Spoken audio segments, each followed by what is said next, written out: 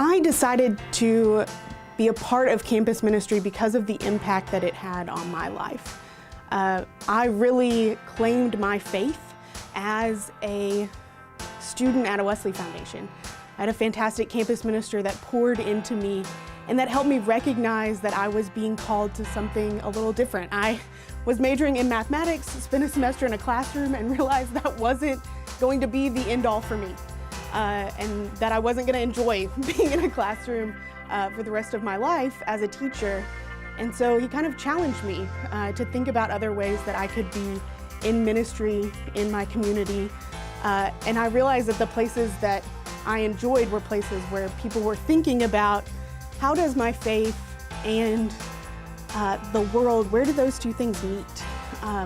Where does my calling work, I guess, in what's happening around me? And so for me, that was always on a college campus.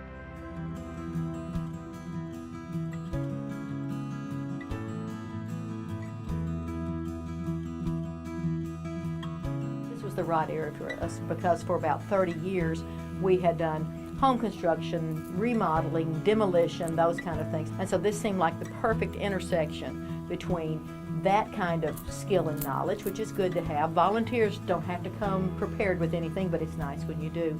And then the urge to serve. The best part to me of being an Arkansas United Methodist is the connectionalism. We had some friends out of Kentucky that was there, and they were doing tree work.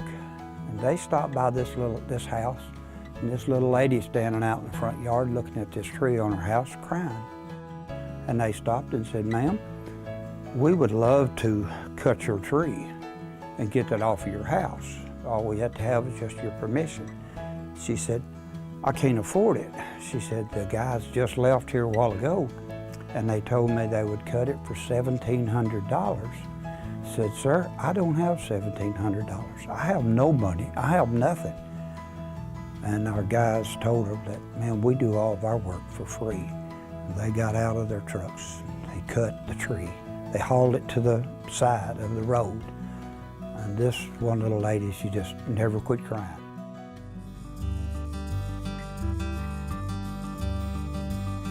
I accepted the calling to lead the United Methodist Men's Ministry in Arkansas because the mission of the General Conference of United Methodist Men is to help men grow in Christ so that others may know Christ. I wanted to be part of that mission in Arkansas. My prayers are that we can put together leadership teams at the conference level and at each of the district levels so that we can help men grow in their relationship with Christ. A growing group of men dedicated to strengthening their relationship with Christ, engaging in Christian service, and helping others become disciples.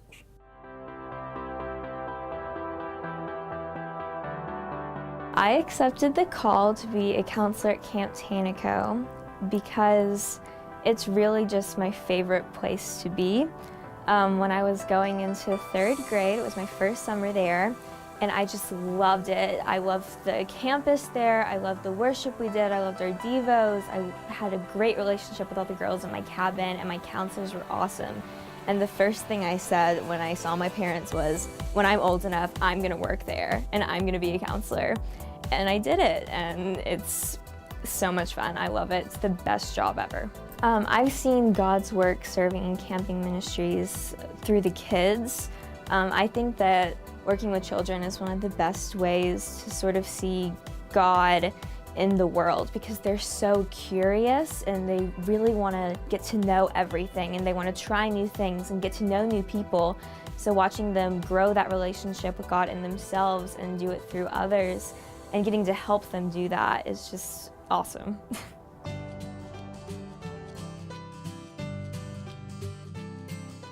I felt led to become a lay leader because of what the Lord has done for me.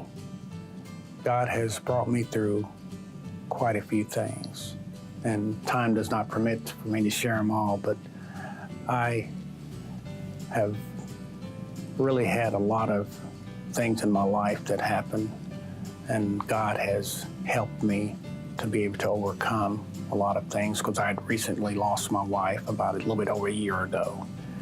And of course I had to take care of her for several years, and the Lord taught me a lot of patience, taught me how to be of service to someone so that I'll be able to serve Him.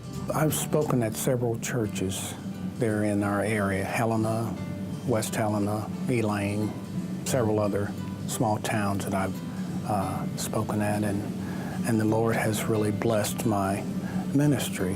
Had an opportunity to meet a lot of people, share a lot of things with them, and they sharing a lot of things with me. And I really believe that the Lord really wants me to do what I'm doing. I love people. I love talking to people. I can't hardly wait. Sometime when I get up in the morning, Sunday morning, to get to church, I just love the Lord. I love the Lord.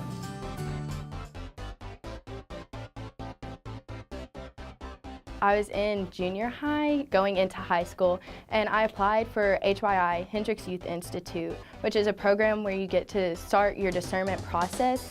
And for me, that was kind of a really big awakening in my spiritual fire and the kind of connection that I still wanted to have with the United Methodist Church as I got older. I'm considering a call to enter ministry because as a youth in the church, I feel like it's really important to have representation just throughout the conference and provide inclusion for the younger generations of the church as well. My driving force is that I want to work with children within the church and allow them to grow in their ministry, but also from multiple perspectives of the United Methodist Church's teachings.